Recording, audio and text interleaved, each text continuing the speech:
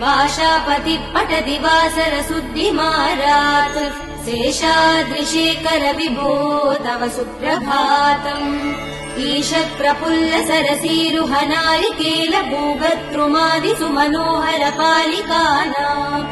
आवादिमन्दमनिलः सह दिव्यगन्धैः शेषाद्रिशेखर विभो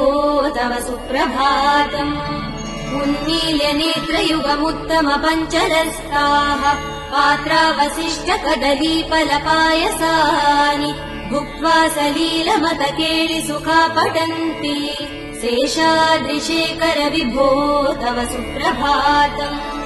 तन्त्री प्रकर्ष मधुरस्वनया विपञ्च्या गायत्यनन्तचरितम् तव नारदोऽपि भाषा समक्रम सकृत्करचार रम्यम्